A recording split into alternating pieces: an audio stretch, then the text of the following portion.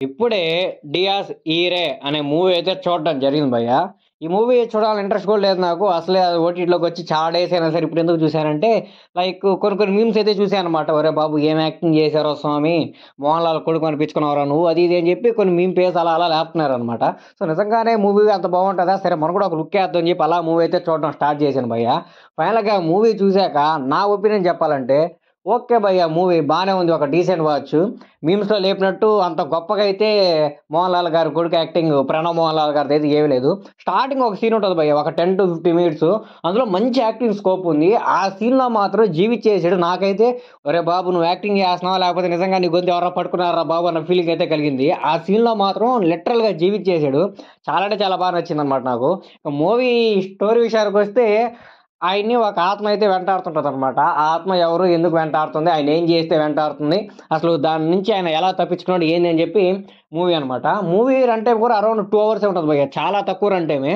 మూవీలో అయితే ల్యాగ్ అయితే ఏడ ఉండదు భయ్య. స్టార్టింగ్ 10-15 మినిట్స్ స్టోరీలో ఎక్కువ ఎంటర్ అవ్వడానికి టైం తీసుకుంటాడు గానీ, స్టోరీలోకి ఎంటర్ అయినప్పటి నుంచి లాస్ట్ దాకా ఎక్కడ నీకు ల్యాగ్ అనే ఫీలింగే రాదు. మూవీ అలా పోతా ఉంటది. మూవీలో నాకు మెయిన్‌గా బాగా నచ్చిన విషయం ఏమైనా ఉందా అంటే ఆ బ్యాక్‌గ్రౌండ్ స్కోర్ భయ్య. ఆ బ్యాక్‌గ్రౌండ్ స్కోర్ ఏమన్నా కొట్టాడురా స్వామి అసలు. భలే అనిపించింది. అంటే ఒక ఎఫెక్ట్ ఉంటదనమాట. ఆ బ్యాక్‌గ్రౌండ్ స్కోర్‌లో ఒక బీజీఎం ఎఫెక్ట్ ఉంటది. ఆ బీజీఎం ఎఫెక్ట్ ఎలా ఉంటదంటే, ఏదో మన గుండెల్ని దబ్ దబ్ దబ్ అని గట్టిగా గుండెలు కొట్టేసుకుంటే ఎలా శబ్దం వస్తదో, అలా శబ్దం వస్తదనమాట ఆ బ్యాక్‌గ్రౌండ్ ఎఫెక్ట్. ఆ బ్యాక్‌గ్రౌండ్ ఎఫెక్ట్ అలా వినేటప్పటికి ఒరేయ్ బాబు! నిజంగా ఏదో జరగబోతదన్న ఫీలింగ్ అయితే మనకొస్తదనమాట. ఆ ఫీల్ అయితే చాలా అంటే చాలా బాగుంటది. మీరు బయటకి గాని మూవీ పెట్టి చూసేసారంటే మీకు అంతగా ఎక్కదేమో.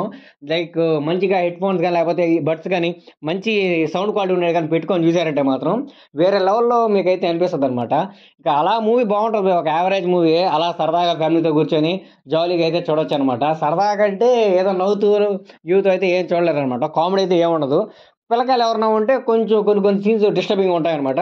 సో, పిల్లలు కొంచెం అవాయిడ్ చేస్తే బెటరు.